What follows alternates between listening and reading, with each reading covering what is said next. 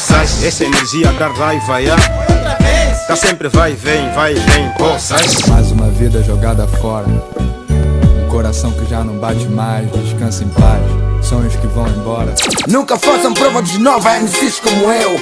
Façam caras feias, a marca vossa, manda ver. Dizer a minha mãe quando perguntar por ti. Álcool, eu gosto de álcool, eu não vivo sem. 91.0. Demais,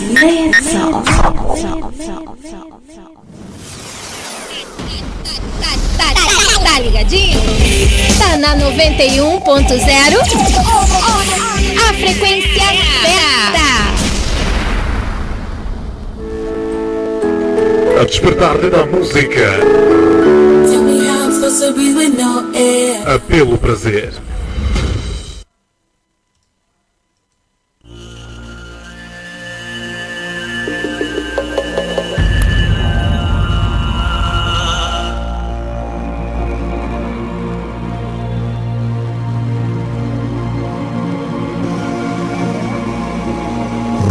Rádio Despertar.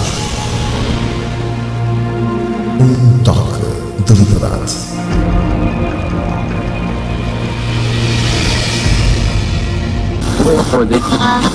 Venha uma, venham duas, três, quatro.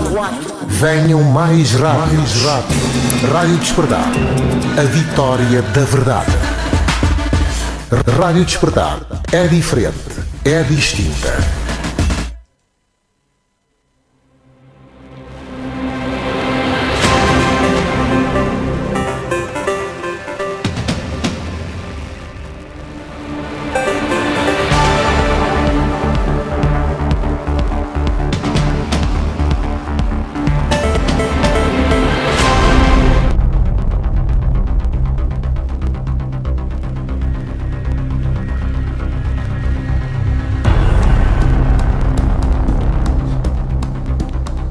Boa tarde, sejam todos bem-vindos a mais uma edição do nosso e vosso programa Ponto de Equilíbrio.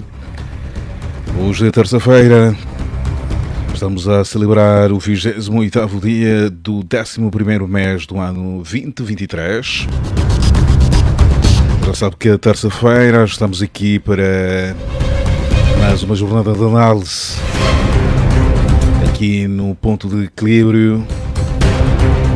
Uma tradição que se renova às terças-feiras aqui na Voz da Sociedade.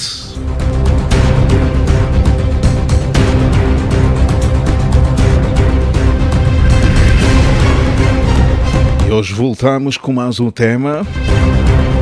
Naturalmente, já sabe, vamos contar com os nossos analistas. José Gama, Coque Mucuta, Chipelique Eduardo, Freio José Angalo, o jurista Jaime, sem esquecer o jurista Custódio. Este time de elite da Comercia Despertar vai desfilar daqui a mais alguns segundos. Por ora, saiba quem vai estar consigo.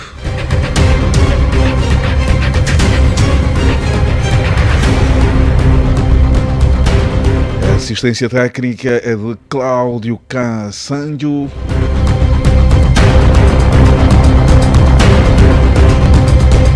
O Chivela está do outro lado a cuidar de toda a estática sonora desta casa de rádio. Na redação central está o António Fasto, que coordena a redação central. A editar o Jornal das 9 está o Romão de Jesus. Também marca presença o Agostinho Caiola. A voz que vai estar consigo na moderação de Horácio dos Reis. Sintam-se todos saudados. Boa tarde. Mais uma vez, sejam todos bem-vindos. Numa altura em que o relógio assinala 17h25 minutos.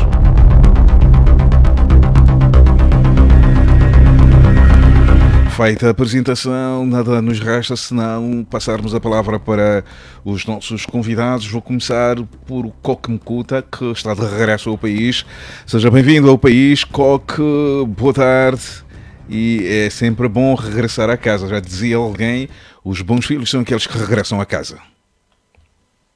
Ora, boa tarde à audiência, boa tarde aos nossos ouvintes e os convidados que estão do outro lado, e mais uma vez estamos aqui para conversar, falar sobre os assuntos que interessam à sociedade. E quem está também do outro lado é o Chiplica Eduardo. Chiplica, seja bem-vindo. Boa tarde a si, boa tarde aos ouvintes, estamos aqui presentes. Obrigado. Chiplica, o que é que andou a pensar? Vou começar por ti. Eu esqueci-me. Antes que não vou levar um puxão de orelha. José Gama, seja bem-vindo, boa tarde. Muito boa tarde. Feita a apresentação a todos os nossos convidados, vou começar por si, pelo Chiplica. Chiplica, o que é que andou a pensar?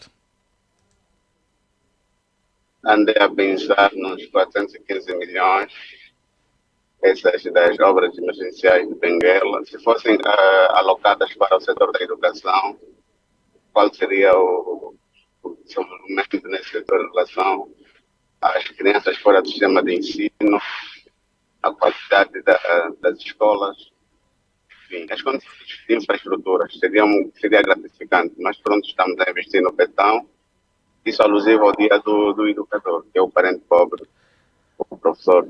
Mas há quem diga que não se pode ter uma educação de qualidade com barrigas vazias. O setor social, o setor económico, aliás, o setor económico é fundamental. As pessoas precisam ter o que comer para terem vontade de ir à escola. Sim, mas tem que ter aquelas pessoas que vão estar a formar os economistas. Não. Mas sem ensino de qualidade, obviamente, outros fatores não vão desenvolver.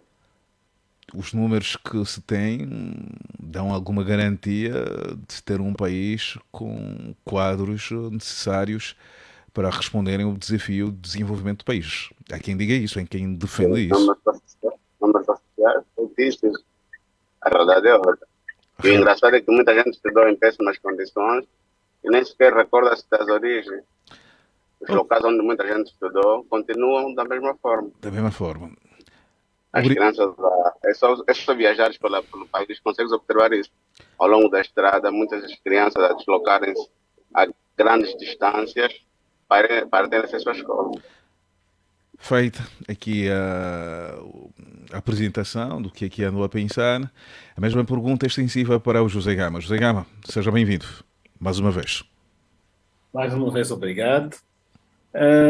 Eu andei a pensar novamente no congresso que a Universidade Agostinho Neto organizou, necessariamente a Faculdade de Direito, em que foram levantados temas respeitantes a um terceiro mandato presidencial, na qual os académicos desencorajam.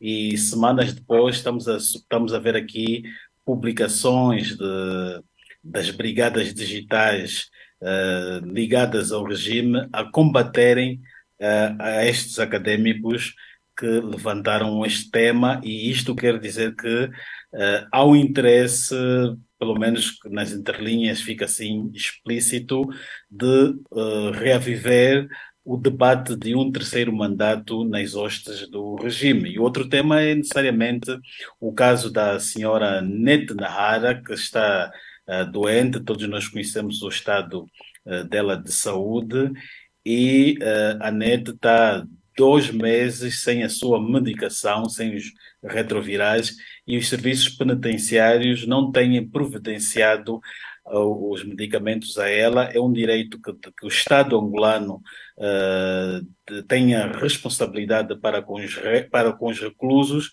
e no caso dela, e não está a acontecer.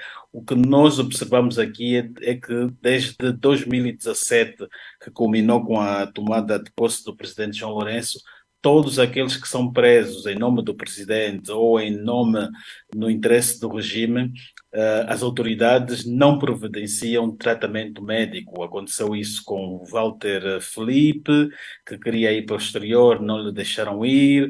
Há um senhor do Conselho de Carregadores que morreu por não lhe terem deixado ir se tratar, trocar a bateria que ele usava no coração. Aconteceu com Augusto Tomás, com Tanais Neutro, que deveria ser operado, e desde que esteve na cadeia nunca as autoridades deram-lhe tratamento médico, e agora temos aqui a NET na área e já se diz que tem estado a dar algumas crises. Portanto, são prisões que, no fundo, acabam por prejudicar a saúde também do recluso, e isto não deveria ser assim. Angola deveria se comportar como um Estado de Direito e democrático que vela pelo bem-vida em primeiro lugar, independentemente do mal ou do erro que as pessoas terão cometido.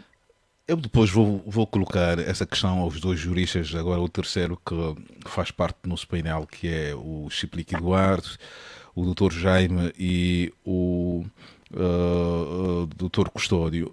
Se a pessoa, quando é condenada, perde alguns direitos e que se não for o caso, a pessoa mantém os seus direitos, principalmente o direito à saúde, não perde esse direito, se os serviços prisionais estarão a incorrer em algum crime ao negarem assistência médica a esta senhora, que é bastante conhecida nas redes sociais. Ela notabilizou-se pelas polémicas que protagonizou e temos o histórico aqui trazido pelo José Gama. Mas, José Gama, há um outro ponto daquilo que andou a pensar que também foi trazido aqui por uma publicação bastante credível sobre essa questão do terceiro mandato. É um assunto para levar a sério? É um assunto para levar a sério porque um terceiro mandato presidencial traz um precedente negativo para o país. Nós já tivemos uma governação com um líder que esteve à frente do país durante 40 anos. Houve uma luta e um desejo generalizado de pôr termo a esse tipo dessas lideranças eternas, e voltarmos a ter isso, o povo angolano, creio, o próprio MPLA também, ainda está traumatizado desse tipo de liderança de longo termo.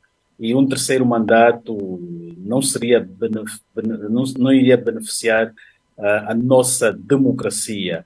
É importante que o povo angolano, os líderes políticos procurem fazer esforços para dar uma oportunidade à democracia, para que o país possa se tornar um verdadeiro Estado democrático.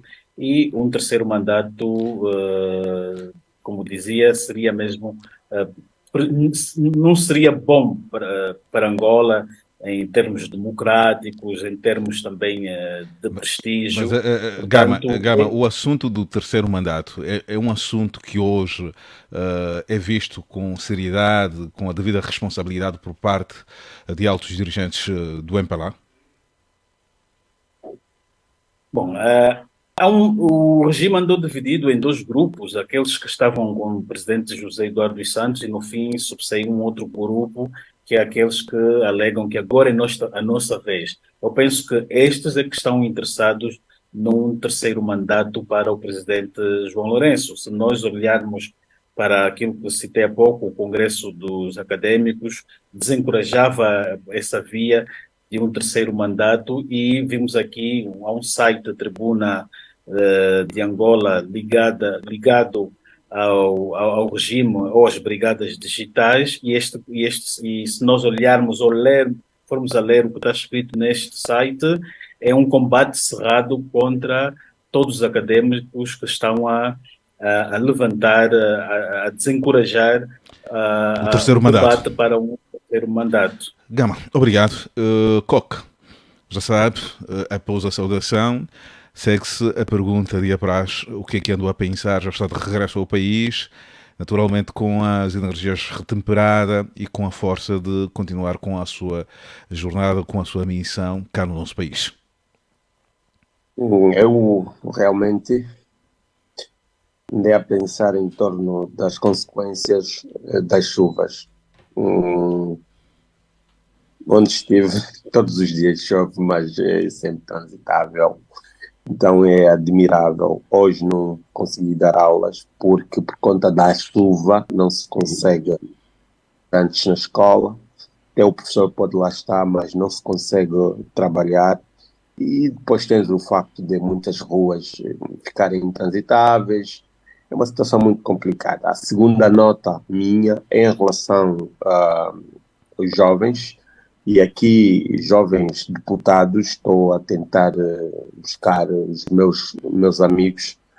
Estou aqui, por exemplo, a ver para a imagem do Adriano Sapinala, do Equico e do Carlos, de jovens que, quando se estava a pensar que fossem lá, na Assembleia Nacional, mostrariam ou dariam alguma diferença do trabalho de deputação, mas parece que não. Parece que trabalho com alguma relevância, e aqui buscando como exemplo de Fulumpinga Land Vitor, está distante de ser conhecido destes jovens. Também estou a falar, por exemplo, do Cristiano dos Santos, que é jovem do MPLA em Mingarda. Estas pessoas que nós, os jovens, pensamos que deviam lá estar para nos representar e fazer um trabalho de qualidade, mas parece que é uma decepção, e prova disso só é que consegue-se ver que não há tanta solidariedade em relação ao processo que decorre contra o deputado Nuno Alvardala. Ou seja, é preciso começarem a fazer aquilo que, quando não eram deputados, predispusessem ou queriam fazer, né? Pensavam em fazer. Hoje por hoje não se vê um trabalho profundo destes deputados, destes jovens na Casa das Leis. E são estes dois temas que eu queria refletir. Coque, sobre este último ponto, quero fazer uma assessoria grátis. O que é que esses jovens deputados deviam fazer para dignificarem a condição de serem jovens na casa onde confluem todas as vontades dos eleitores angolanos?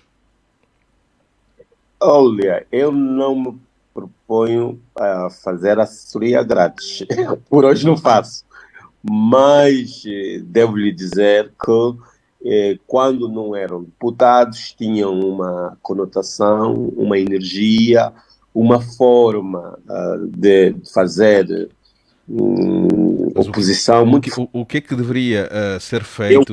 O que é que devia ser feito para traduzir aquilo que, na sua visão, deve ser o comportamento de um deputado jovem?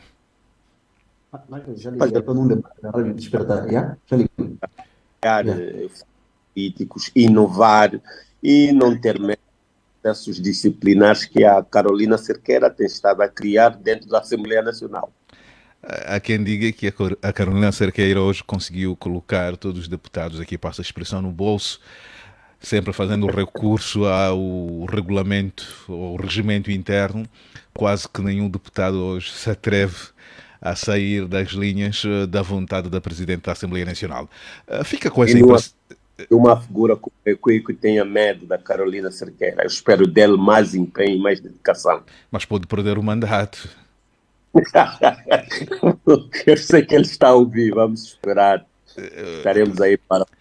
Como são os seus amigos, acredito eu que após este reparo poderão conversar nos bastidores e naqueles debates que vão tendo fora das linhas oficiais, vão estender um pouco mais daquilo que está a ser a prestação dos deputados jovens. Eu vou saudar ao jurista Jaime, que já se encontra aqui comigo no estúdio. Jurista Jaime, seja bem-vindo. Aqui as análises bastante pertinentes e interessantes que foram já avançadas pelos nossos colegas aqui do painel, mas começo por ti também. Queria começar já para o tema que trazemos para o dia de hoje, mas antes, o que é que andou a pensar? Mas antes de dizer o que é que ando a pensar, a pergunta que eu fiz após a colocação do Gama, se alguém, quando é condenado, perde direito, principalmente direito à saúde. Boa tarde, Horácio. Boa tarde aos companheiros e os radiovintes da Rádio Despertar. De facto, ouvi os pronunciamentos de José Gama relativamente à NET, que foi condenada em primeira instância, depois houve uma revisão para cima do período que ficará em reclusão e, segundo José Gama, ela não está a receber a medicação. Se os reclusos perdem direitos, o direito que se perde direitos políticos e o direito de ir e vir, o direito à livre circulação, porque está num lugar quanto ao direito recluso, à saúde, o direito de acesso à saúde. Eu estava a enumerar só os direitos que ele perde. Pronto, já que antecipou-se, o direito à saúde não se perde em nenhuma circunstância. É um direito inerente ao direito à vida.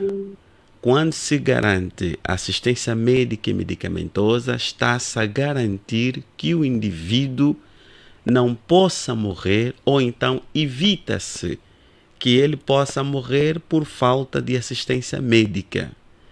Em nenhum momento os reclusos perdem este direito, como qualquer cidadão, independentemente do crime que tenha cometido, por mais violento, hediondo, repugnável, reprovável que tenha sido a ação praticada, que o levou à situação de reclusão, porque está em conflito com a lei, não perde o direito à assistência médica e medicamentosa. É um direito que, para lá da consagração constitucional, é um direito inerente à própria natureza humana. E a se confirmar que está a ser negado esse direito, os serviços prisionais estarão a incorrer em algum crime? Tem que se responsabilizar os serviços prisionais, em princípio. Eles têm que ser responsabilizados. Se ficar provado que a assistência médica, a NET, está a ser recusada, então os sujeitos responsáveis por essa violação dos direitos da NET devem ser responsabilizados.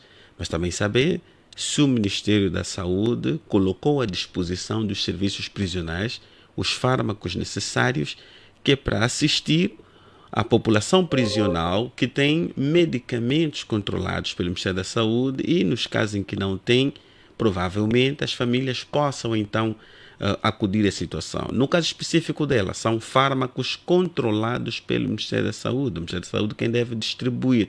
Agora, você sabe se o Ministério da Saúde alocou esses fármacos aos serviços prisionais, se os serviços prisionais solicitaram esses medicamentos ao Ministério da Saúde, tendo em conta a situação da população que ela está a controlar em regime de reclusão, é uma questão que nós temos que aferir para ver efetivamente de quem é a responsabilidade, porque alguma responsabilidade terá que ser imputada a alguém.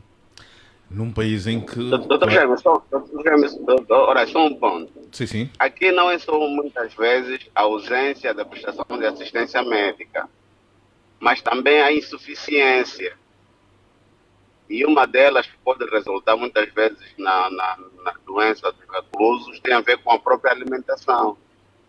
Também devíamos pensar nisso, porque o conteúdo da alimentação também, muitas vezes, para alguns deles, é prejudicial à sua saúde. Ok, explica. Tem acontecido isso. Não só a ausência, mas muitas vezes a insuficiência. Ok. Parar, no hospital, também não tem condições, imagina então a penitenciária. Explica, obrigado por esse acréscimo. Agora, Dr. Jaime, o que é que andou a pensar? Olha, eu andei a pensar nas últimas enxurradas, nas últimas chuvas que abateram sobre Luanda. Nós vivemos essa situação há muitos anos e todos os anos, em épocas de chuva, assiste-se exatamente às mesmas situações. Os mesmos choros, os mesmos lamentos, ruas inundadas, famílias desalojadas, pessoas que perdem os seus bens, incluindo residências, perdas de vidas humanas, transtornos na vida das pessoas. Vive-se esta situação todos os anos. Era expectável que no tempo seco fossem feitas as obras necessárias para que se pudesse então mitigar, no mínimo aliviar o impacto das chuvas que se abatem sobre Luanda. Chuvas são um fenômeno natural, mas previsível. Hoje pode-se saber o volume de água aproximadamente que vai cair até o fim da estação chuvosa. Então eu penso que a capacidade de planificar, prevenir que essas situações possam acontecer, deve ser exigida, que é para evitar que todos os anos se lamentem perdas humanas, se lamentem constrangimentos, a vida das pessoas. E eu penso que alguém tem que começar a pensar seriamente na possibilidade de que isto não possa voltar a acontecer. Tem de haver aqui algum empenhamento da parte do Estado angolano no sentido de aliviar o sofrimento das pessoas. E para o caso particular de Luanda, há muita gente, há vários anos, a viver em zonas de risco e quase todos os anos ouvimos promessas de retirada dessas populações nessas zonas, mas quase tudo, aliás, quase nada é feito. Olha, eu acompanhei hoje a reportagem que fez na Boa Vista. Imagino o que é que deve ter constatado pessoalmente. Já se devia ter retirado aquelas pessoas daquele lugar. Aquela é uma zona que não tem condições mínimas para a habitabilidade. Não, é a negação da condição humana. O indivíduo vive, mas lhe é negada a dignidade inerente ao facto dele ser humano.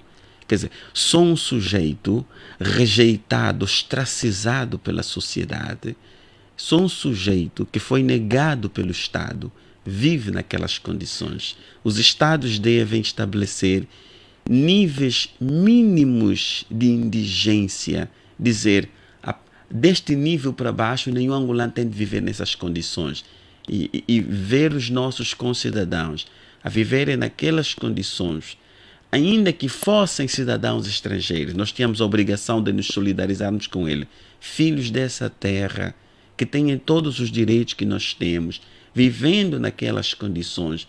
Eu penso que nós temos que nos questionar quanto da nossa humanidade nós não perdemos ao ponto do sofrimento daquela gente não nos causar alguma confusão, alguma inquietação. É um ambiente e aquelas pessoas estão submetidas numa condição bastante desumana. Só para se ter uma noção, desde a madrugada muitos estão fora de casa, não podem ficar no interior das casas, com risco das casas serem arrastadas, haver deslizamento de terra naquela região da capital do país. Aliás, é uma zona bastante conhecida. Doutor Custódio, seja bem-vindo. Após a ausência na semana passada, já de regresso. Boa noite, companheiros do painel. Boa noite, caros jornalistas. É um prazer estar de volta. É verdade, semana passada a internet... E não sei o que é que se passa, está com a imagem bastante diferente. Ok, agora sim. Está melhor agora. Sim. Pois, hoje o Dr. Custódio vai assumir o lugar do Dr. Chipelica de ter dificuldade de internet. Mas... Nós estamos com um transtorno enorme cá na província do Conde Sul, né? Mais concretamente no Sul. Não temos internet. E está difícil. A internet é péssima. Está mesmo difícil a comunicação com a província do Kwanza Sul. Estamos sem internet, está a usar dados móveis e está muito complicada a qualidade da ligação, infelizmente. Está difícil.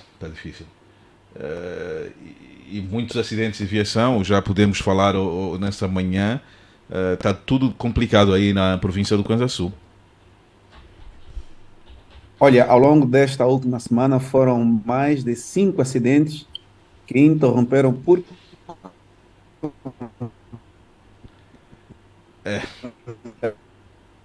Está difícil. Doutor Custódio, está mesmo difícil. Vamos ver o que é que vamos fazer. Se melhora aí o sinal de internet. Enquanto isso... Durante várias horas do dia, os públicos... Doutor Custódio, vamos ver se conseguimos melhorar. Já volto a ter consigo enquanto vemos se conseguimos melhorar o seu sinal. Vamos entrar no menu principal da edição de hoje. Vamos analisar esta visita do presidente João Lourenço aos Estados Unidos e também analisarmos o interesse americano para Angola e o interesse de Angola para os Estados Unidos. Começo por ti, José Gama. Muitos artigos já foram publicados.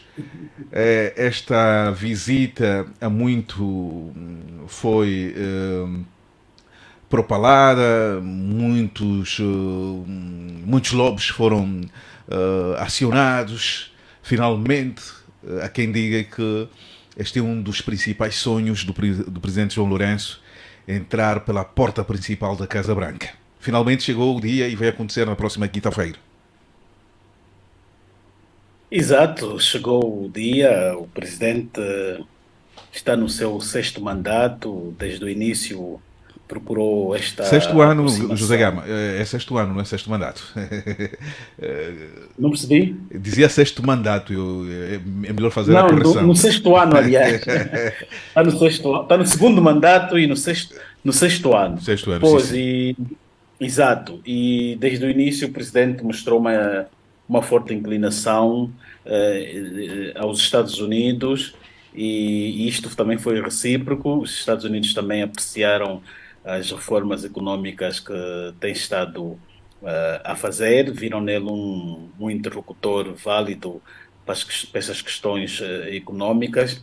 E se nós formos a ver a agenda do presidente Biden para este encontro, traz aqui 3 elementos, né? Que é questões económicas e comerciais, questões globais e questões de infraestruturas do chamado programa que o presidente Biden tem para com a África. Quer dizer que os Estados Unidos têm uma agenda com Angola meramente comercial. Neste encontro que vai acontecer no dia 30, não vão abordar questões de direito, de direito e de democracia ou de direitos humanos, queria dizer. Isto quer dizer que os Estados Unidos terão se demitido em esforçar democracia para com Angola, tendo em conta que quando Biden tomou posse, na primeira declaração ou discurso que ele faz junto ao Congresso ou à Câmara, o órgão de relações externas do Congresso, o presidente Biden dizia que durante esse mandato iriam dar prioridade à democracia e que a autocracia iria ser derrotada pela democracia. E não é isso que está a acontecer. O que estamos a ver aqui no caso de Angola, o presidente Biden entre dois critérios, que é de direitos e desenvolvimento, ele procurou não forçar estes 2 itens para Angola e procurou apenas inclinar-se para o desenvolvimento de Angola e não no desenvolvimento democrático ou na questão dos direitos e liberdades das pessoas. Daí que o que ele está a fazer é praticamente aquilo que eles fizeram com o presidente Kagame. O presidente Kagame também é conhecido por ser um líder autoritário, e os Estados Unidos precisavam dele para promover uma certa estabilidade na região dos Grandes Lagos, já que ele estava a se tornar poderoso, e fecharam os olhos quanto às questões democráticas e foram dando algum apoio ao Kagame até ele fecharem as portas o ano passado. E estão a fazer praticamente a mesma coisa com o João Lourenço. Os Estados Unidos têm um interesse para com o Congo, Kinshasa, que é onde eles exploram um dos minerais mais procurados do mundo nesse momento, que é o cobalto. O Congo praticamente é o maior produtor de cobalto no mundo, e os Estados Unidos é o maior comprador de cobalto. E os Estados Unidos têm interesses que a região dos Grandes Lagos, a nossa região aqui, essa região dos Congos com Angola, seja uma região estável. Ela sendo uma região estável, facilita também na estabilidade da produção do cobalto e das empresas que eles aí têm. E precisam disso, com isso, precisam de João Lourenço, porque João Lourenço está a mediar a questão do conflito que existe no Congo, no Congo Kinshasa, e tendo João Lourenço nesta mediação, eles têm ali um elemento que os ajuda a promover a estabilidade para não afetar os seus interesses econômicos. Ou seja, então, Ou seja, são vários interesses que movem os Estados Unidos a estarem ligados ao executivo angolano. Sim, por isso é que na agenda tem um ponto que é questões globais, que é para regionais, queria dizer, que é para tratar de assuntos a nível da região. E aqui particularmente para a realidade dos Grandes Lagos, aqui um olhar especial para a República Democrática do Congo. Sim, exatamente, porque se nós fazemos aqui um paralelismo, uma comparação, há poucos meses o presidente Biden recebeu o Cyril Ramaphosa e abordaram questões globais, questões, por exemplo, como a questão da guerra da Rússia e Ucrânia, mas com João Lourenço o Biden não está a discutir questões do mundo, está só a discutir questões daqui da região, quer dizer que ele vê utilidade de João Lourenço ou em Angola apenas para questões dessa natureza. Os Estados Unidos têm aqui e eles têm um interesse que é também a questão do porto do Lubito, ou melhor, necessariamente, a questão já vamos entrar do motor do Lubito. Porque com o motor do Lubito também vai... Gama, já vamos entrar, já vamos fazer uma abordagem detalhada naquilo que são os reais interesses dos americanos no nosso país, e o corredor do Lubito não foge à regra. Fica aqui um agradecimento por esta nota introdutória. Coque, esta ida do presidente João Lourenço está a ser bastante publicitada, principalmente na mídia pública. Muitos analistas consideram esta ida do presidente para a América como um grande ganho da diplomacia angolana. Fica com a mesma impressão? Faz a mesma leitura? Horácio, eu penso que é normal que os analistas da televisão angolana, os analistas, alguns angolanos, façam essa leitura, porque quando o presidente não tinha êxitos no seu desejo de lá estar, também era preocupado, era irritado, né? Hoje, se conseguiu, é normal que se aplauda esta conquista que ele tem, não é? Agora, que é importante que a gente pense naquilo que são vantagens que essa visita pode trazer para Angola, porque há algum tempo que, em conversa com americanos, amigos, me disseram que os problemas da Angola resolvem os angolanos. Ou seja, excepto estas questões que o Gama elencou aqui, que são interesses americanos, os nossos problemas seremos nós a resolver, Horácio. Ok. Dr. Jaime, a Angola cumpre, o executivo angolano cumpre com uma das metas que ao longo dos últimos anos constituiu, vamos lá, um desafio onde correram vários dinheiros investidos às empresas lobistas. Olha, Horácio, pronto, esse particular aqui relativamente ao lobby, nos Estados Unidos da América, eles profissionalizaram algum segmento da corrupção e chamam-no de lobby. O que é um lobista? É um vendedor de facilidades, um traficante de influências. Eles lá têm isso, têm os lobbies, querem ir para a Casa Branca, têm empresas especializadas em contactos, em conseguir agendas, a alterar a agenda do presidente norte-americano, de um congressista, de um senador qualquer, de secretário de Estado. Então, Jaime, aqui uma curiosidade.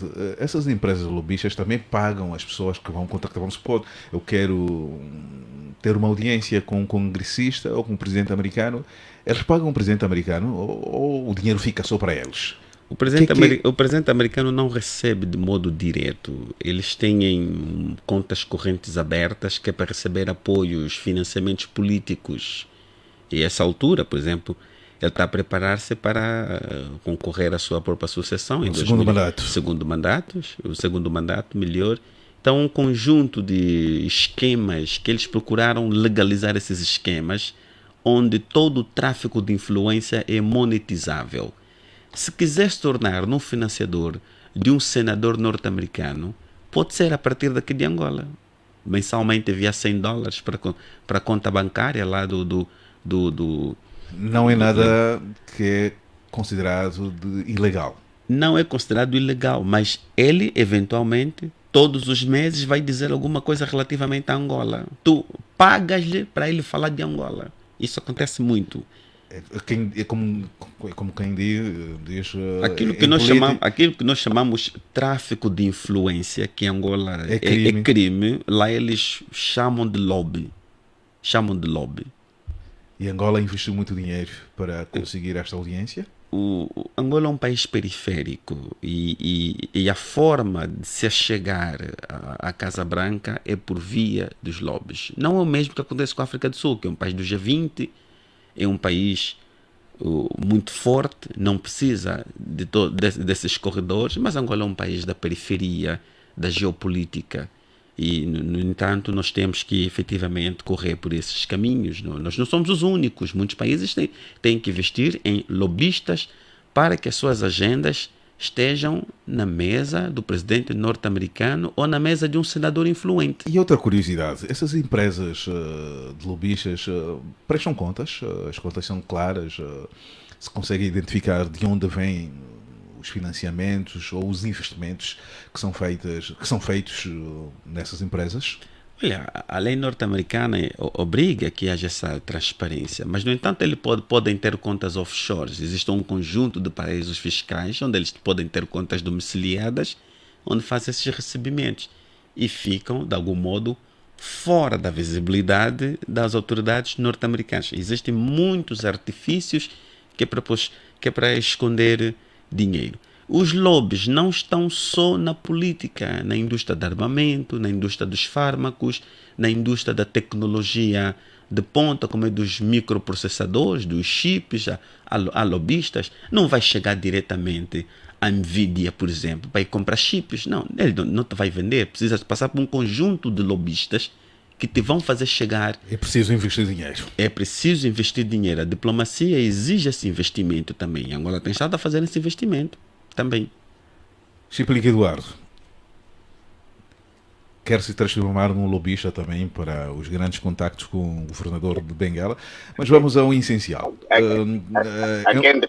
Quem existe, né? Chamada tráfico de influência. Mas é crime. No nosso sentido, né? Já foi aqui desconstruído pelo Dr. Jaime. É uma ação Sim, mas estamos considerada a criminalizar uma prática que é reiterada.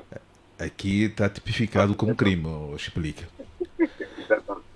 Exatamente. Qual a leitura que faz desse desdobramento que culminou com a recessão, com a audiência que está marcada para a próxima quinta-feira entre o presidente americano e o presidente angolano?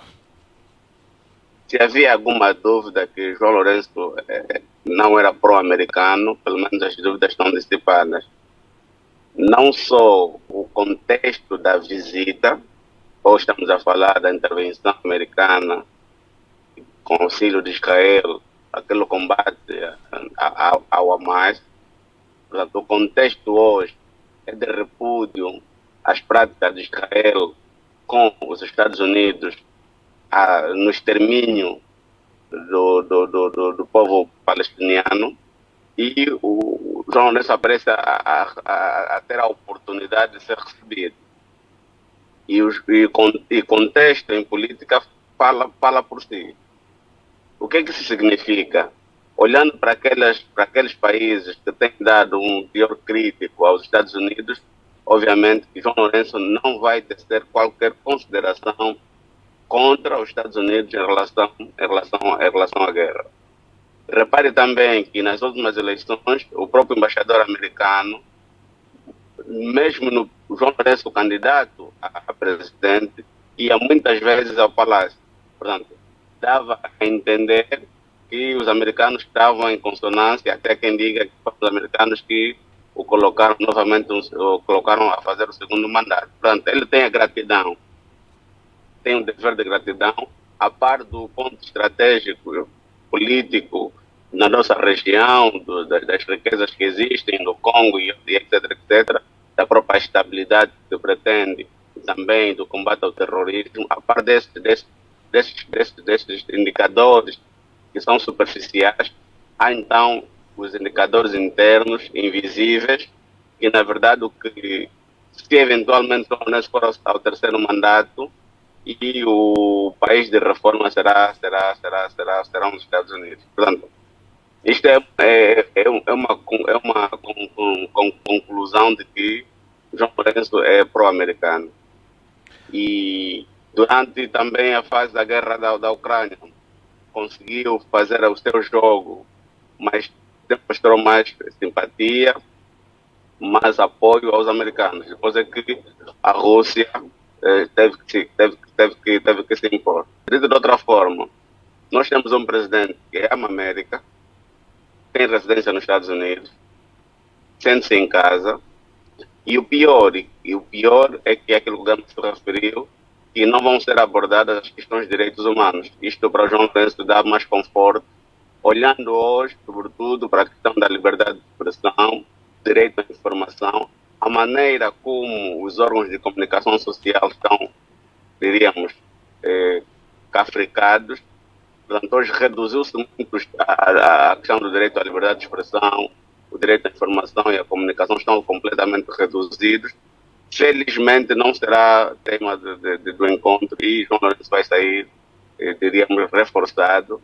E dá um recado então aos seus companheiros do partido de que tem ao seu lado uma grande potência. Portanto, tudo que ele pensar hoje, daqui para frente, os seus detratores no partido já terão algum receio de contrapô-lo, olhando então para, diríamos, o mais prático lugar do mundo, que é os Estados Unidos, está ao seu lado. Ok, Coca Mucuta, quanto terá custado, consegue estimar quanto é que o governo angolano terá investido para a concretização deste encontro, João Lourenço Biden? Coque? Será que o Coque ausentou-se? Ok, estamos... José Gama, quanto terá custado aos cofres do Estado esta audiência? Bom, sabe-se de antemão que Angola contratou uma empresa de lobby, a Square Patton, na qual paga 4 milhões de dólares por ano.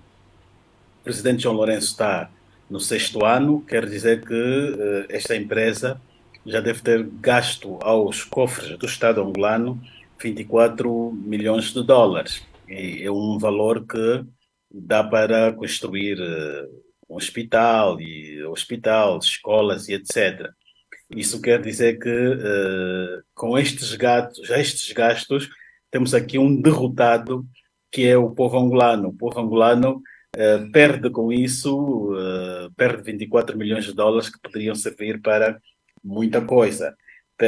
E também, para além do Estado angolano, ou melhor, para além do povo angolano sair daqui derrotado com isso, tem também aqui vencedores, né? O presidente João Lourenço alcança uma vitória pessoal. Temos aqui, desde algum tempo que ele tentou este encontro, temos aqui também, em janeiro, ele indicou um novo chefe dos serviços de inteligência externa, porque o outro não estava, parece que não estava a dar conta do recado, e este novo passa a ter essa vitória, que é alguém, o Martino Matondo, que é alguém que já trabalhou nos Estados Unidos e provavelmente conhece o mercado americano, e eu penso que terá também sido a sua influência, o seu papel a ter esta vitória diplomática de Angola. Também tem aqui uma outra figura que sai também vitorioso com isso, é o novo embaixador, porque o que lá estava parece também que andava mais distraído com questões não diplomáticas, e este também em tão pouco tempo, desde que foi nomeado em março, vai conseguir acompanhar o presidente na sala oval. Então, indo à questão, eu penso que nós gastamos até em 6 meses esse valor. Não se sabe ainda se houve ali alguns extras, mas nós estamos em crer que se calhar não houve muito mais gastos extras, porque temos que ter em conta que a proposta para este encontro foi dada por uma congressista, Karen Bass, que é amiga de João Lourenço. Ela na altura estava a concorrer para mayor, ou prefeita de Los Angeles, e houve uma altura que ela estava até à procura de fundos para a sua campanha. Não sabemos até que ponto Angola terá contribuído para a campanha que ela estava a levar a cabo, e ela foi a senhora que propôs aos lobistas que, tendo em conta que Angola completaria 30 anos de relações com os Estados Unidos, poderia ser um bom argumento para se pedir uma audiência junto do presidente Biden para que João Lourenço fosse recebido na Casa Branca. E vale dizer que foi um esforço enorme. Já houve uma altura até de desespero, tentaram também um encontro com a vice-presidente Kamala, não conseguiram. Houve uma altura até tentaram um encontro com o presidente Barack Obama, também não conseguiram. Houve uma altura que as autoridades angolanas até colocaram ou meteram alguém a ir ter com um padre da igreja onde Biden rezava, para ver se esse padre influenciasse num eventual encontro. Então, isto quer dizer que nós estávamos num momento mesmo de desespero, que o presidente João Lourenço muito desejava isso, e agora ele consegue. Por isso é que nós entendemos que isto é uma vitória pessoal. Há várias notícias que estão a circular, em que, para além do dinheiro investido investido nas empresas lobistas, também fala-se de alguns favores e de algumas facilidades a algumas empresas americanas. Fala-se do setor de energia, falamos do corredor do Lobito. Até que ponto essas informações têm alguma verdade? Bom, os Estados Unidos querem que Angola passe a diminuir a sua influência em termos da dependência de um único produto na contribuição do seu OGE. Neste momento nós somos dependentes do petróleo. E os Estados Unidos estão interessados, fazem gosto que Angola venha diversificar a sua economia, porque diversificando a sua economia, Angola também vai procurar se distanciar um pouco da China, porque a China é um dos principais compradores do nosso petróleo, e Angola e os Estados Unidos desejam que Angola se afaste se afaste mesmo da China, porque eles entendem que a China está a minar o mundo. Então, uma forma de afastar Angola da China é municiar Angola, dando luzes a Angola, dar essa abertura a Angola, e nós tínhamos o projeto, temos desde a era colonial, vamos dizer assim, o plano da construção do corredor de Lobito, que é um projeto que liga o Porto de Lobito até o outro lado da Tanzânia. E os Estados Unidos, a dada altura, estava a China à frente do projeto, mas o projeto também não andava, havia um consórcio em que estava a China, e os Estados Unidos apareceram, já que o presidente Biden tem um projeto de infraestruturas e com um budget ou um orçamento de quase 1 trilhão ou mais de dólares, e então ele providenciou cerca de 2 bilhões de dólares, que é para Angola poder investir na construção deste neste corredor de Lobito. O que é que os Estados Unidos ganham com isso?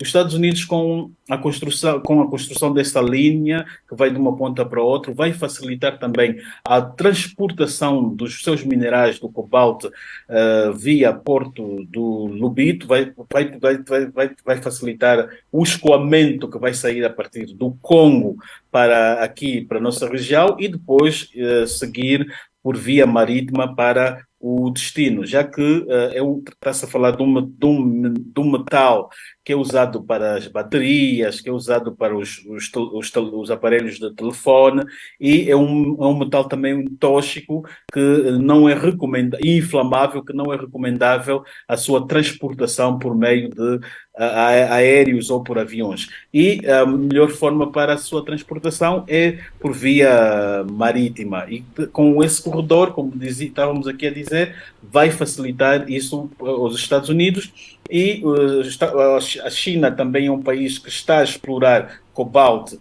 no Congo, e os Estados Unidos, com este projeto,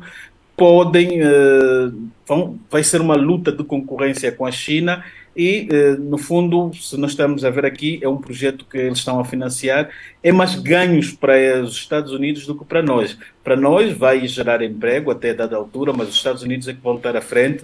Não me lembro sei para quanto tempo é que eles vão ficar à frente da exploração deste consórcio que vai gerir o corredor do Lubito, mas se eles estão a investir quase 2 bilhões de dólares, isto é um indicador que vai haver retorno, vão querer o seu retorno, seja a médio ou a longo prazo. Portanto, a forma como os Estados Unidos estão empenhados nisso, vê-se que há claramente um ganho para eles tenham com este projeto.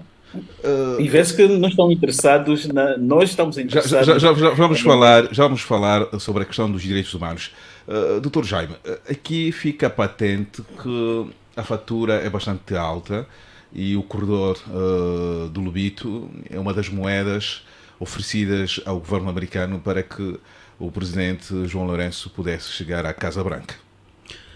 Olha, nós temos que compreender que, apesar de toda essa dinâmica geoeconómica que está a se viver, o mundo está a entrar numa nova fase, que começa com o conflito na Ucrânia, ao despoletar do conflito israelo-palestino, apesar de toda a matança, o genocídio contra os palestinos que está a acontecer, o grande objetivo é tomar o Mar Vermelho, que está na faixa de Gaza, onde estão descobertas grandes reservas de gás, para poder substituir em definitivo o fornecimento do gás russo para a União Europeia, ainda que isso custe a vida de todos os palestinos.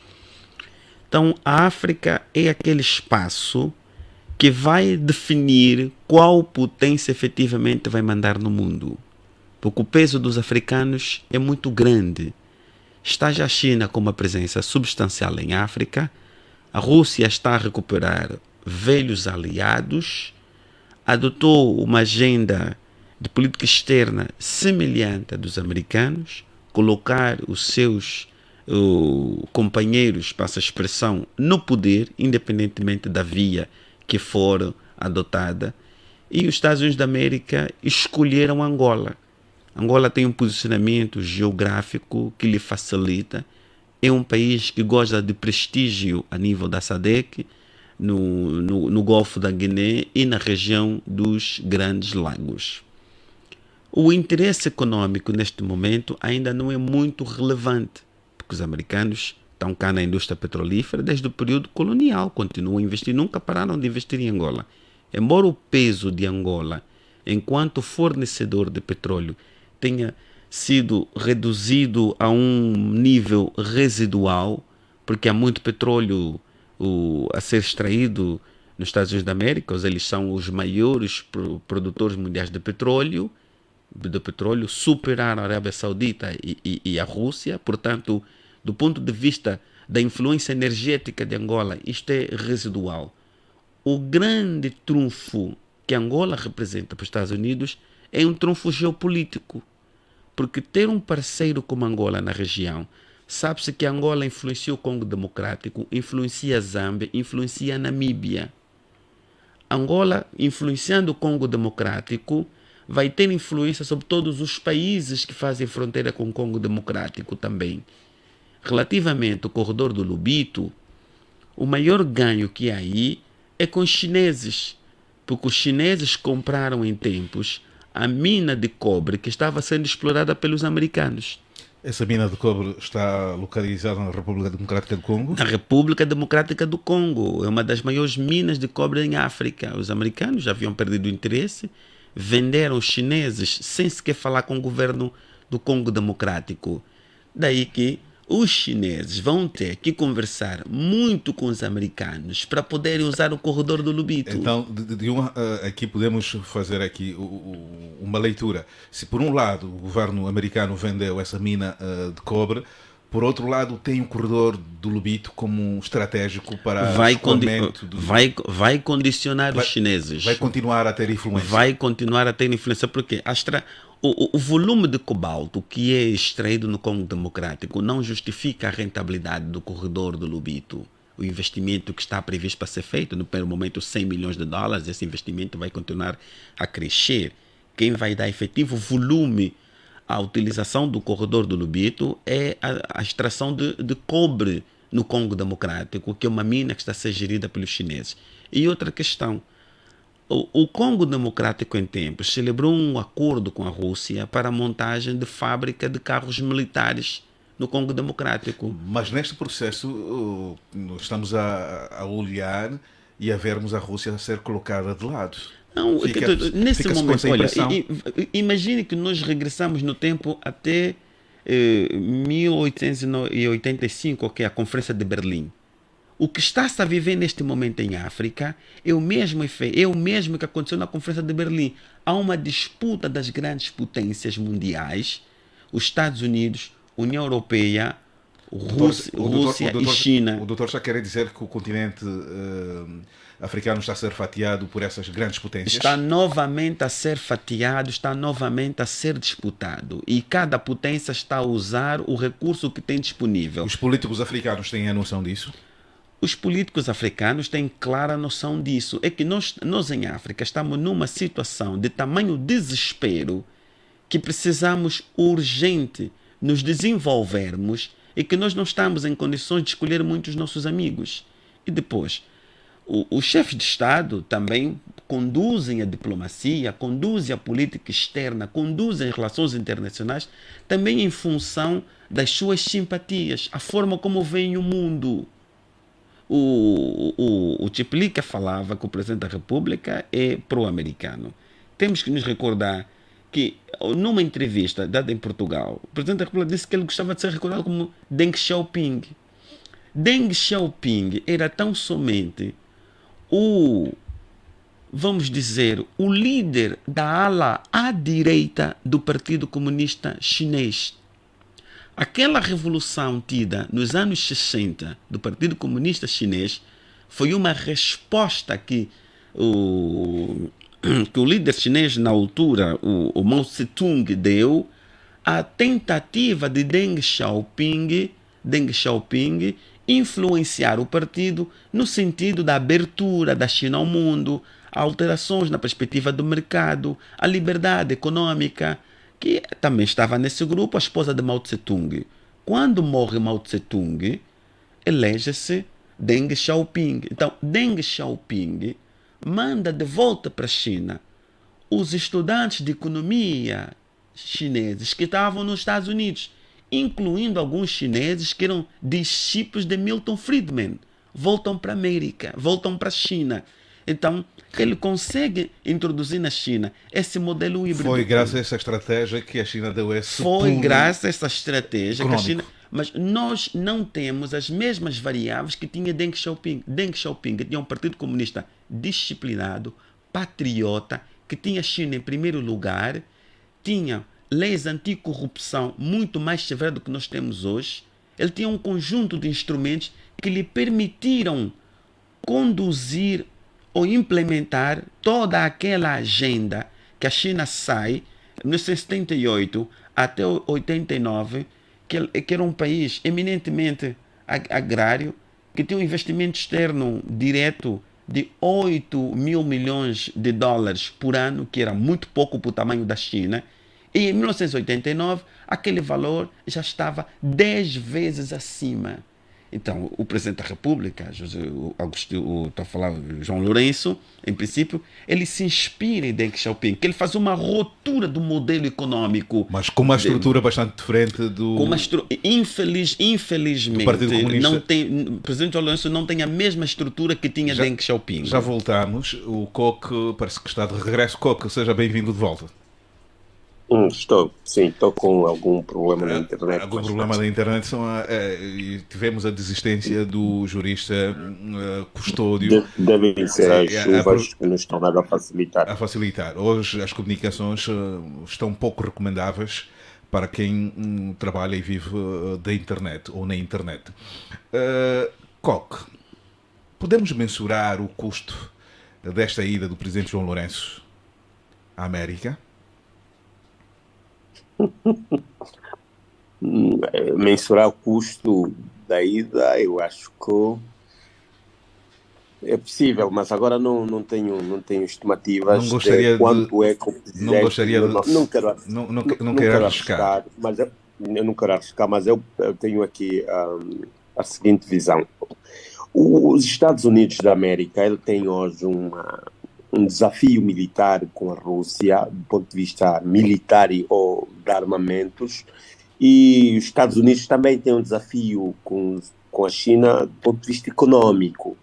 E é normal que nessa disputa, nesse desafio, não é, porque acaba sendo os Estados Unidos a competir com duas outras grandes potências, vai se posicionando. E quando o Gama falava da questão dos direitos humanos, as liberdades, e que podem estar em causa aqui no nosso país, eu penso que as questões ligadas a direitos humanos e liberdades não podemos deixar na mão de terceiros. São direitos fundamentais que nós, os angolanos, devemos defender, porque não é possível, para termos liberdade, para termos direitos humanos, ter que depender dos relatórios que os americanos fazem anualmente no nosso país, quando nós conhecemos melhor o país do que os americanos. Então a minha preocupação é mais interna, ou seja, enquanto angolano, o que é que podemos fazer para que coloquemos entraves ao presidente, ou seja, para que o presidente não venha a abusar dessa oportunidade que o presidente americano lhe está a dar. Esta é a minha visão. E esta... Agora, sim. Aqui é um aspecto também muito importante, e é preciso fazer um desse recuo importante. Rapaz, João Lourenço já fez muitas viagens para o exterior da Angola. Muitas viagens. E mesmo para os Estados Unidos, já fez algumas viagens. Já. Fez algumas, exatamente. Esta é a demais como presente, pronto, é outra análise.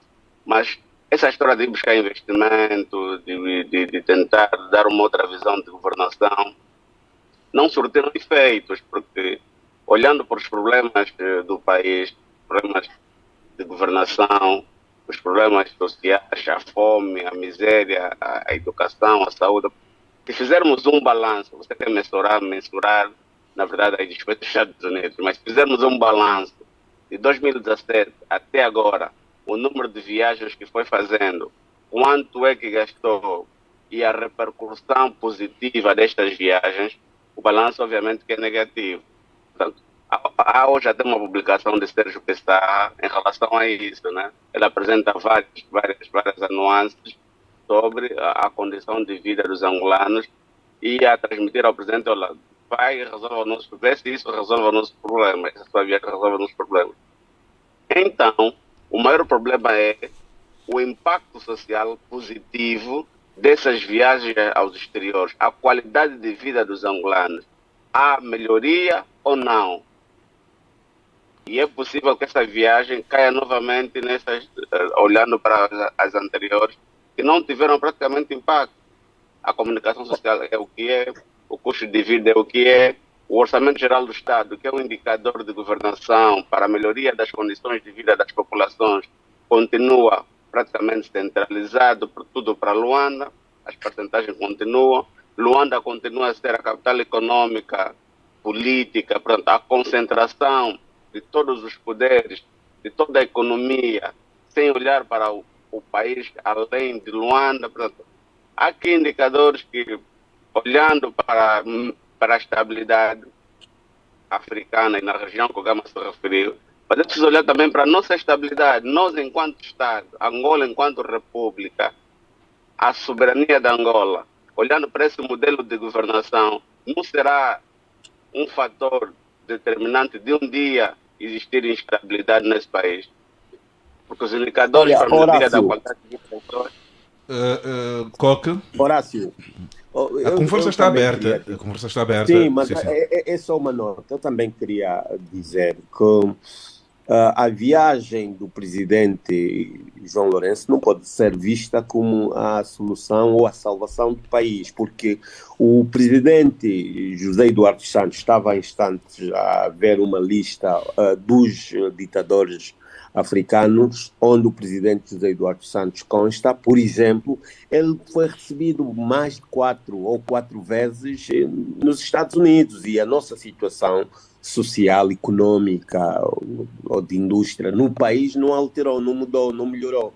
Então não quer dizer que a ida do presidente João Lourenço seja uma solução para o país, não. Pode ser mais uma viagem e nada poderá alterar mesmo indo para lá, porque o presidente José Eduardo foi para lá e a nossa situação se manteve na mesma e em algum momento até agravou. Então não é uma varia mágica. Esta viagem acontece numa altura em que nós continuamos a ter dificuldades de termos a moeda norte-americana na nossa economia.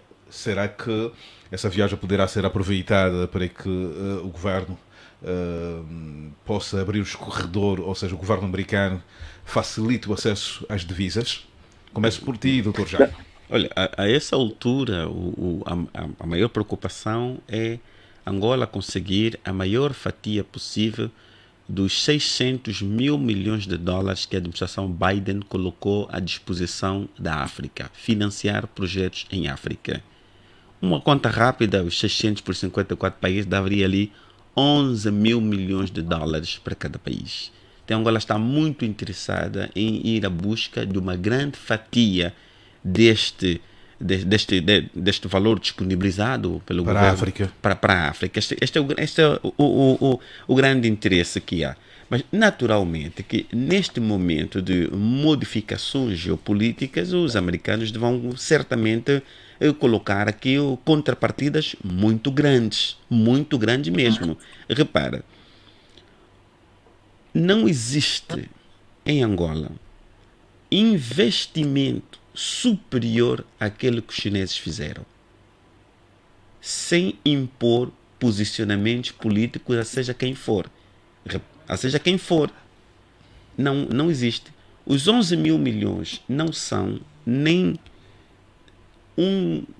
metade do investimento feito pela China.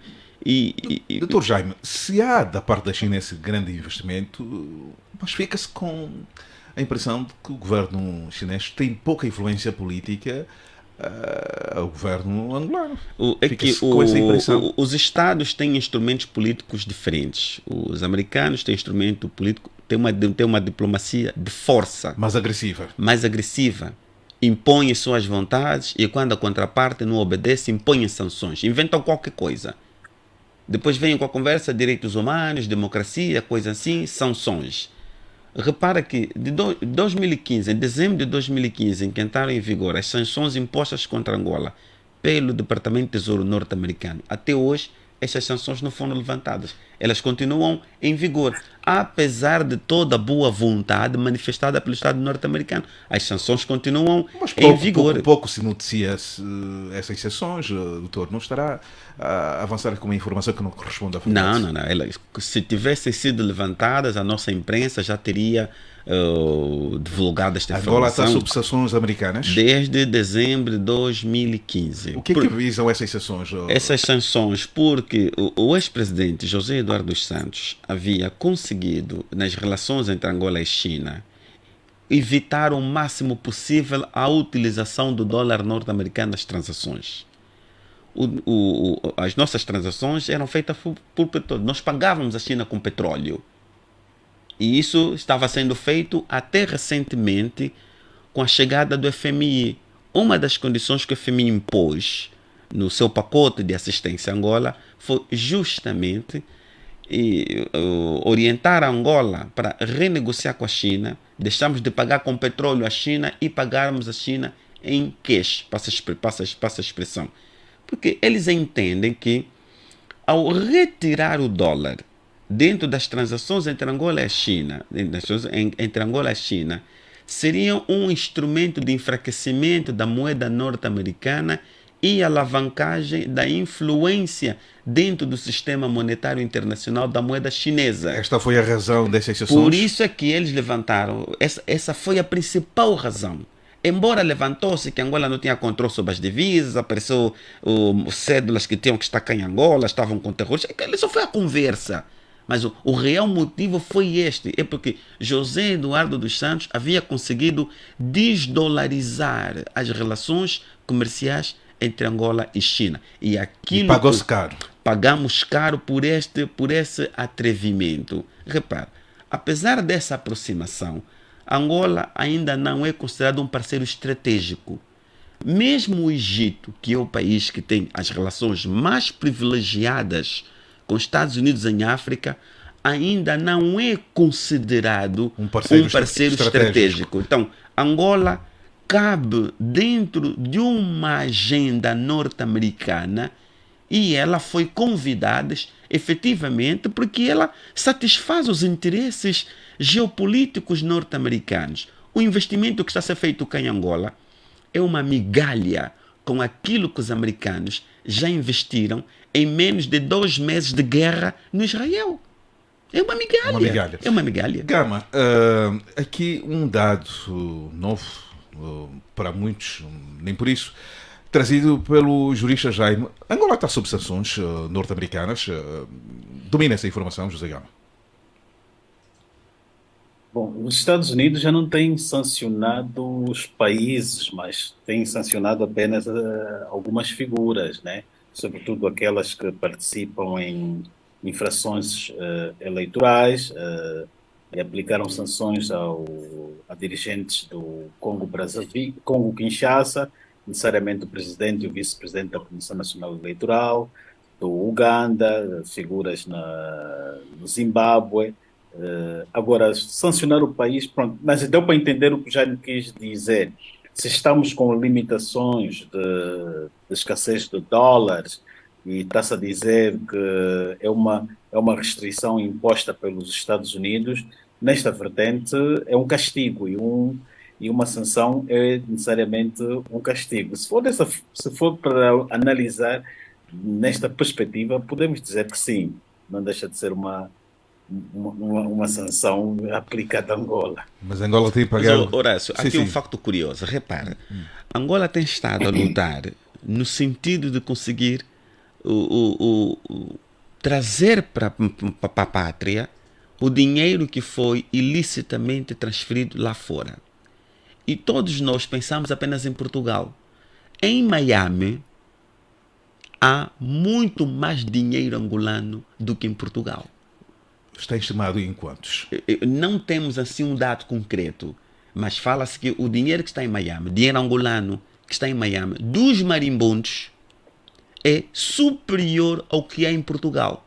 Os Estados Unidos ainda não começaram a falar sequer na possibilidade de ajudar Angola a trazer esse dinheiro de volta. Neste processo de repatriar. Quer dizer, a fatura que nós vamos pagar é muito grande, porque nós estamos numa posição de fraqueza que estamos sujeitos a todas as chantagens que nos serão colocadas. Coque Mkuta, domina essa informação de que Angola está sob sanções? Não há sanções como tal. Houve uma informação, depois o governo tirou um desmentido, mas não há sanção. Na verdade, alguns bancos tinham negado fornecer, mas são bancos particulares, vender a bancos comerciais moedas, que é o dólar no caso, né? Mas depois aquilo ficou ultrapassado, só por isso é que depois viu-se mais alguns dólares pelo nosso país, né? Depois aquilo ficou ultrapassado, já no tempo do João Lourenço houve esta informação. Agora não há suspensão, não. Só que o que o Jaime estava a dizer, só para reforçar, o problema da Angola com as divisas é o problema da produção. Nós não temos nada para oferecer a quem nos vai dar divisa. E os americanos não têm que nos dar divisas de favor. É preciso nós termos algum produto rentável e eles queiram que lhes interessa. E o único que temos até agora, não é? É o famoso petróleo. Então como é que vamos ter divisas a sobrar? Este é o problema, não temos divisa porque não temos nada para dar. Agora vamos abrir um outro capítulo. O governo norte-americano é conhecido como aquele que mais defende a democracia, mais defende os direitos humanos. Ao que foi dito no princípio da nossa conversa, isso não entra na agenda da visita de João Lourenço, numa altura em que as reclamações, as denúncias sobre a violação dos direitos aumentaram no nosso país. José Gama, começo por ti. Sim, é o que nós já dissemos, a questão dos direitos humanos não faz parte desta agenda e o presidente Biden é um líder que vem da ala democrata, né, do Partido Democrata, e o Partido Democrata tem na sua agenda questões sobre os direitos humanos muito assentes. E nós vimos aqui há 2 anos o presidente Biden teria um encontro com o presidente da Zâmbia, Islema, e um dia antes ou 2 do encontro ele cancelou porque a vice-presidente da Zâmbia fez um comentário anti-LGBT a discriminar a comunidade gay, e bastou esse comunicado, este pronunciamento que a senhora fez, anularam a audiência e alteraram, aliás, transferindo aquilo para a presidente Kamala, que recebeu o presidente da Islema. Isso para dizer que este governo, na fase inicial, estava muito sensível mesmo às questões dos direitos humanos. Até ano passado andou a penalizar e a anunciar sanções contra muitos governos que andaram a se fazer eleger por meios fraudulentos, mas no caso de Angola abriu-se, penso eu, uma exceção. E vale lembrar também que a diplomacia americana, quem constrói ela, sobretudo as relações entre os países, são as embaixadas. E nós, neste momento, os Estados Unidos, nesse momento, têm um embaixador em Luanda que é abertamente pró-João Lourenço, pró-MPLA, pró-regime, é pró-tudo as autoridades angolanas, e ele não faz gosto de esconder. Portanto, é provável que as informações que ele passa para o Departamento de Estado numa vertente de favorecimento às autoridades angolanas. Daí que a administração Biden esteja a fechar os olhos ou não está interessada na questão dos direitos humanos e democracia em Angola. Se nós olharmos nos governos anteriores, havia esta preocupação para com Angola e os angolanos, mas com Biden está mesmo de frente, não se está a notar nisso. Mesmo nas relações com o presidente João Lourenço, no início queriam só saber apenas de combate à corrupção, mesmo até combate à corrupção já que equivale transparência na governação, eles também não estão a prestar atenção a isso. A atenção agora é só mesmo negócio. Se nós olharmos também, o presidente João Lourenço, quando tomou posse, os Estados Unidos mandaram uma delegação com 3 enviados, e foi uma delegação de dimensão também comercial, foi o PCA de um banco comercial. E naquela altura também houve eleições no Quênia, e a delegação que foi uma delegação do gabinete do presidente Biden, uma delegação política. Desde aquela tomada de posse de João Lourenço, estava claro que as relações entre Biden e João Lourenço seriam mesmo negócios. Eles querem só falar de negócios, não querem direitos humanos e democracia. Eleições está fora de... Nisso fica limitada a intervenção americana no processo democrático angolano. Sim, a única coisa que eles têm feito é a produção do relatório anual, que tem recomendado que Angola deve fazer mais melhorias nessas políticas de valorizar mais a vida humana, mas fora disso não há nada. Neste momento o presidente está aí para os Estados Unidos, mas tem pessoas em Angola que foram presas em seu nome. Temos aqui a Net Nahara, o Tanais e outros. Há pouco tempo o presidente tem ainda antecedente da repressão que houve contra populares no Cafunfo, na qual terá resultado a morte de mais de 100 pessoas.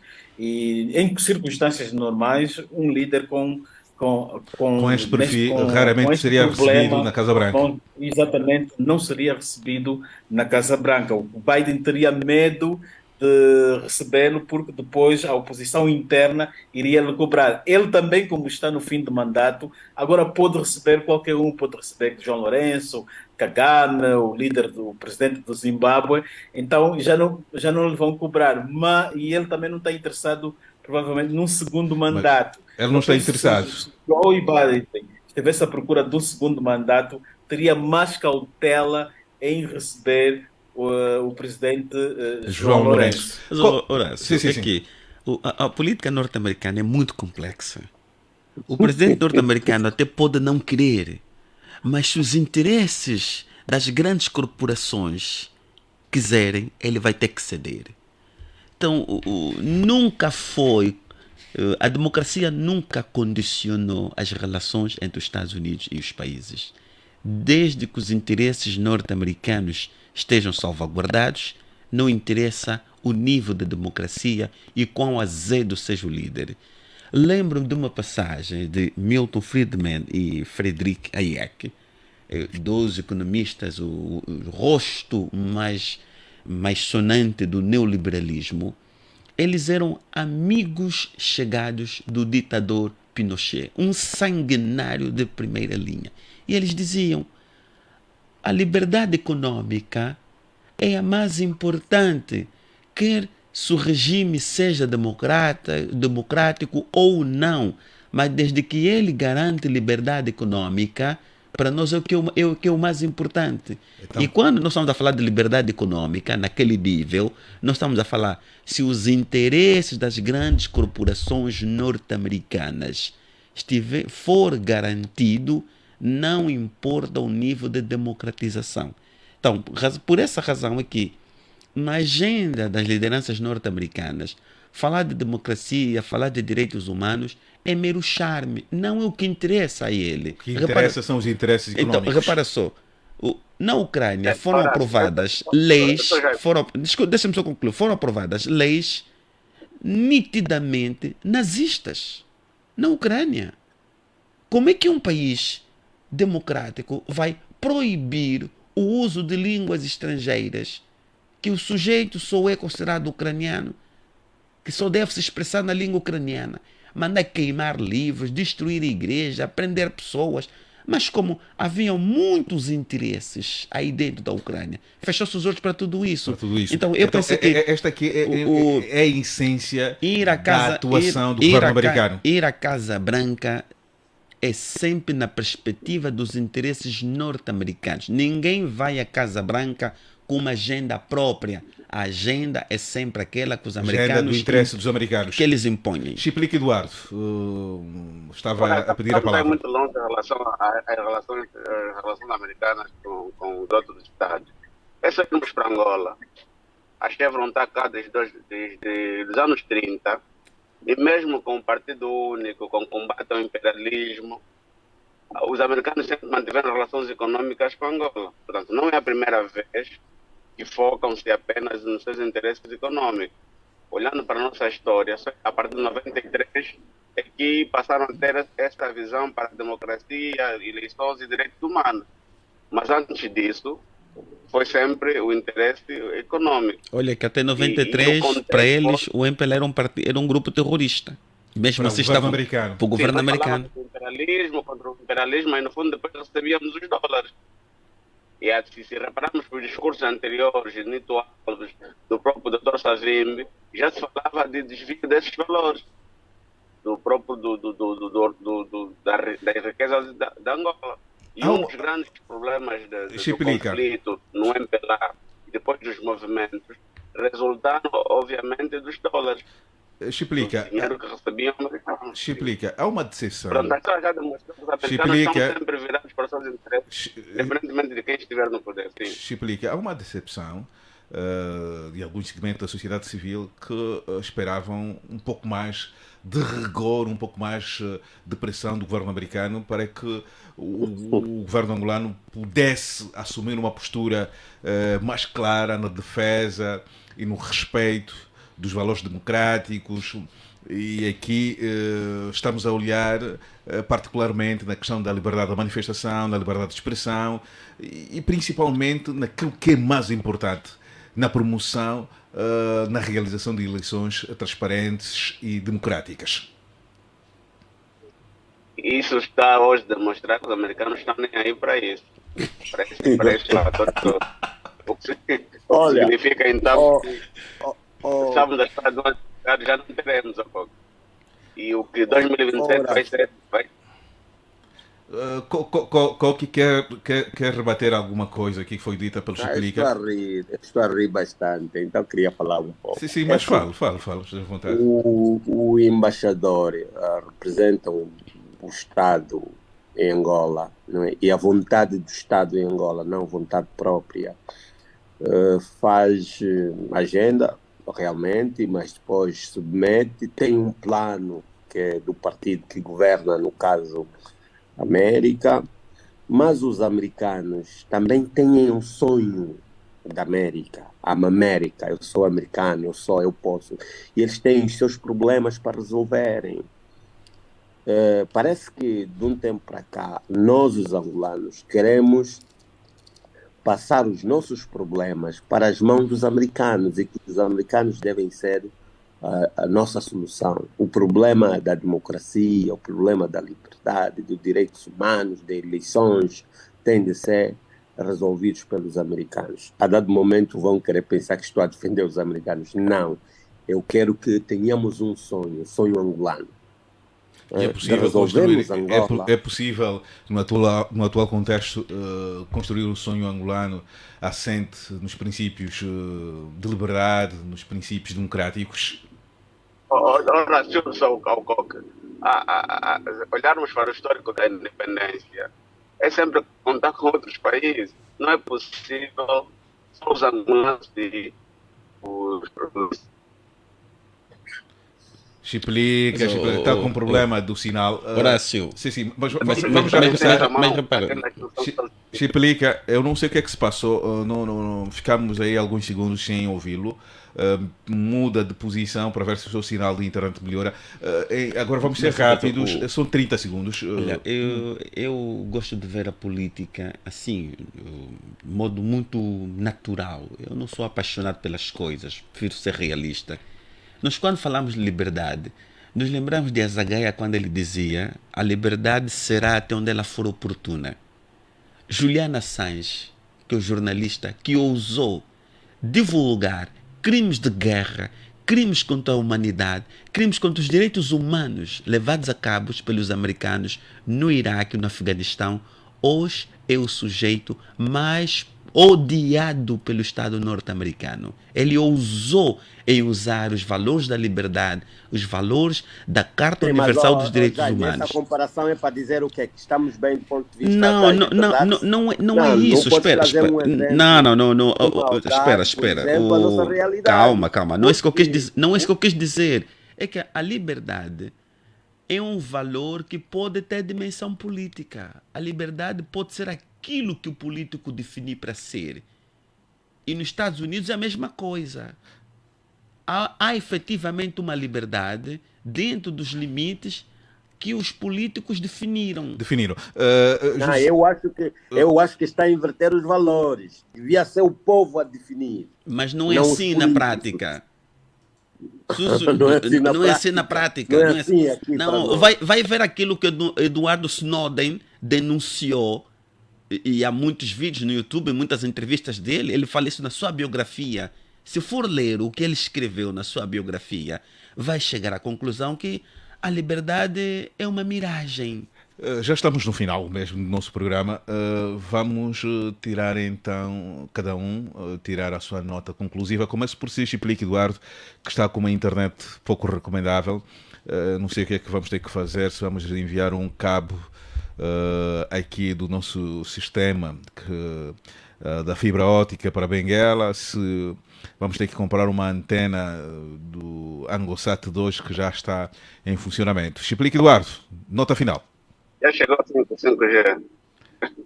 Nota final. Não, a questão dos limites da liberdade, os próprios instrumentos jurídicos internacionais e dos Estados definem os limites. Os limites não são definidos pelos políticos. A própria lei determina quais são os limites da liberdade de expressão. Portanto, essa história de que os políticos determinam não é verdade. Agora, o que há em Angola é uma restrição quase que absoluta da liberdade de expressão. Se você não tem direito de falar, como é que vai ter direito de reivindicar, de comer? É mais difícil. Mas o Tiplica está a falar. Mas é precisamente para terminar, é preciso acautelar as pessoas. Okay. Essas visitas não vão trazer pão para a mesa. Essa é a sua nota conclusiva. Essa visita não vai levar o pão à mesa de ninguém. Coque Mucuta, a sua nota final. Sim, minha nota final é o sonho angolano. Mais emprego para as pessoas, água potável, habitação, educação, saúde. Esta é a nossa prioridade. Nós é que temos de realizar isso e não esperar uma visita que pode dar em nada para resolver isto. Muito obrigado. Nós aqui agradecemos e contamos consigo na próxima terça-feira. José Gama, a sua nota final. Bom, nós entendemos que esta visita, em termos pessoais, dá prestígio ao presidente João Lourenço. Como já dizíamos também noutras ocasiões, ele depois pode transferir este prestígio para a política doméstica, no sentido de os seus colaboradores e apoiantes reclamarem que ele vá para um terceiro mandato. E também queria fazer uma nota, aquilo que o Jaime disse, que esta agenda, e eu concordo também que essa agenda foi mais do interesse dos americanos, embora que houve aí um lobby angolano, porque se nós olharmos da forma como ela aconteceu, na sexta-feira o embaixador norte-americano vai ao Palácio Presidencial dar a informação que já há uma data, no domingo a Casa Branca anuncia, quer dizer, fica a ideia que não consertaram, não procuraram saber de Angola se o presidente João Lourenço tinha agenda para esta semana, e o presidente agora sai daqui a correr para ir aos Estados Unidos. Geralmente essas audiências são marcadas com muita antecedência, 1 mês, 2 meses antes, e aqui, conforme o presidente foi arrastado, como se estivesse aqui ao serviço dos interesses dos americanos. Gama, ao seu estilo, muito obrigado, e vai ser sempre um prazer tê-lo na próxima terça-feira. E vou fechar 30 segundos com o Dr. Jaime. Dr. Jaime, sua nota final. Angola tem todo o direito de procurar diversificar